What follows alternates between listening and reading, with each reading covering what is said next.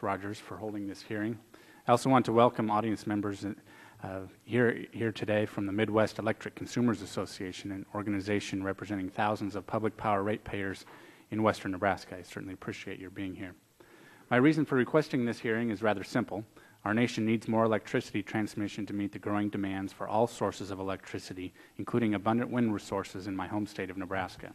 However, as I hope to learn today, there are a growing number of questions about the most effective way to build new transmission. One such method is the new borrowing authority for the Western Area Power Administration, or WAPA. As members of the Water and Power Subcommittee, we ought to ensure this new borrowing authority will not stifle private sector transmission and lead to loan defaults, which ultimately are laid on the backs of American taxpayers. In addition, WAPA's traditional mission and its customers cannot be forgotten or superseded by this new program.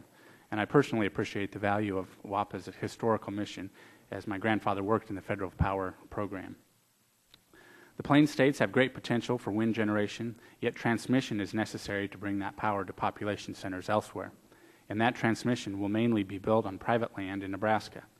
Under its new authority, WAPA can use federal eminent domain to build new transmission lines over private property.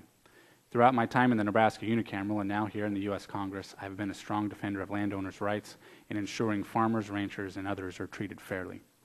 Finally, as the graph by the witness table shows, private investment in transmission far outweighs federal efforts.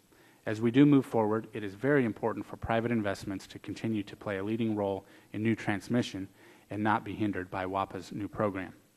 We have witnesses here, many witnesses, one of whom is Joel Blado from Tri-State Generation and Transmission Association, a wholesale power utility with 6 members in western Nebraska.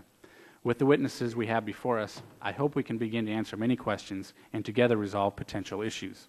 Today will hopefully be a first step of many toward a successful program. To that end, I would urge WAPA to convene a task force of its customers, private utilities and investors, and the renewable industry as a way of making sure this program meets success through cooperation. Thank you. Thank you, sir. And now we'll hear from Mr. Kaufman.